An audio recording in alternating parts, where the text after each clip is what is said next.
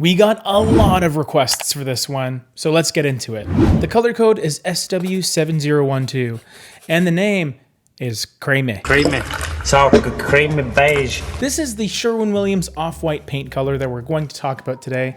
But not only that, I've also picked out a few other paint colors that go really well with it. If that sounds like fun, let's jump into Color Code, the series where we crack the code on paint colors. Normally, I like to focus on paint colors within the context of interior use. So essentially, all of these colors are great for the inside of your home. I did have some questions from our fellow paint people wondering if this color is good for exterior use too, so we'll touch on that a bit later on. You may not like what I have to say about that. So Creamy as a color is firmly in the off-white category for me, and that's because of how light it is. We can figure this out by checking out the color's light reflectance value, which you can find on the Sherwin-Williams website right over here. The LRV is the light reflectance value, and we can see that Creamy has an LRV of 81. So the higher the number, the lighter the color will appear. And even though 81 is pretty darn high, it's not as light as some other white paint colors in the low 90s. So what does this mean? Well, it's probably a color that will look like an off-white light paint color rather than a pure stark white. So don't expect that going into it. Its name is pretty self-explanatory in the sense that as a color, it does feel pretty creamy. It does have a pretty neutral warmth to it, and although a majority of that warmth does come from a soft yellow undertone, it's not enough to make the color feel like margarine. And that's because the yellow is pretty toned down, but still visually apparent. It's there. As an interior color choice, it's actually not one that I use a ton, just because it can be a bit polarizing to certain people. Creams are the purer form of beige in a way, where they have less brown or gray to desaturate it, which does give them a more bright and open feeling. But if you're scared of yellow coming through, there's a good chance that Creamy may not be the one for you, depending on your interior lighting and everything else that's going on in your room. Also, because of where it sits lightness-wise, it sort of walks a fine line where it's maybe lighter than you would expect on the walls, but maybe too creamy or yellow to be used on trim and baseboards for a lot of people. Don't get me wrong though, I mean, you can really pull off some beautiful color palettes using Creamy as the main color. Just be aware of that yellow undertone that can come through. Also, just to touch on using it outside as an exterior color, like on the outside of your home, to be honest, I'm not too crazy about Creamy outside.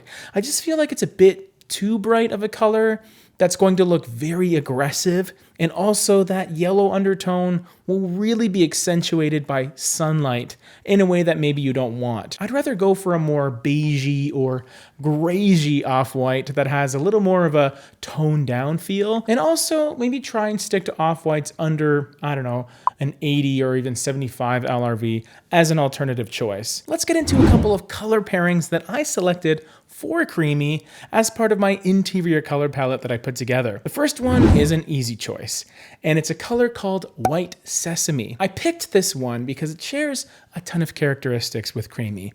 It feels like it has the same balanced combination of colors, which create a similar creamy yellow undertone. It also has a 71 LRV, so it's a decent chunk darker than Creamy, which makes it feel a bit more robust when used on walls or just larger areas in general. It'll simply stand out much more against clean white trim and woodwork. To me, this color feels more like a beige rather than a cream, and that's because of its overall depth of color, where you start to see a tiny bit more brown settling the saturation a bit. And because we started with two similar colors, I wanted to introduce a different color hue altogether for our next color pairing, which is a green, albeit a bit of a gray green. Now, if you're a Sherwin-Williams buff like me, you may be screaming at your screen right now saying, "It's evergreen fog, man." Obviously, that's what James picked, which of course was the Sherwin-Williams 2022 color of the year. Well, I ended up going with a lighter version of that color called Austere Gray.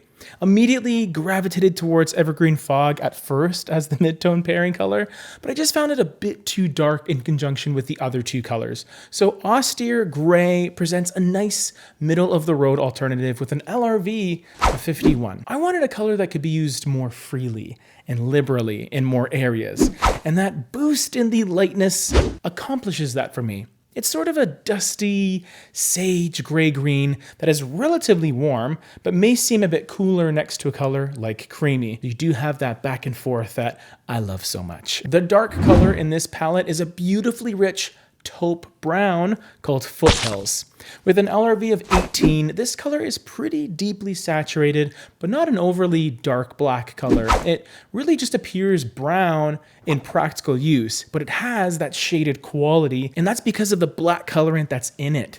You may even have this color represented in the form of your flooring, if you have darker floors, of course, and maybe furniture that is slightly grayed out brown, if you know what I mean. So in that case, you don't even need to use Foothills, the paint color, to complete this overall palette. Normally, I see colors like this paired with blues, but I love its interaction with both the creamier colors from earlier, as well as that gray-green and austere gray. It's a very holistic, organic palette that comes together really nicely. The white paint color to tie everything together is the easy breezy color called White Sand, which is pretty crisp and has a touch of warmth, but not enough to compete with creamy. It's very subtle, and that's sort of what you want for your trim and woodwork color in this case. You don't want them competing too much. You could also use a color like Pure White, which is a color we did a review on in this video right over here. Honestly, both are excellent options for this color palette.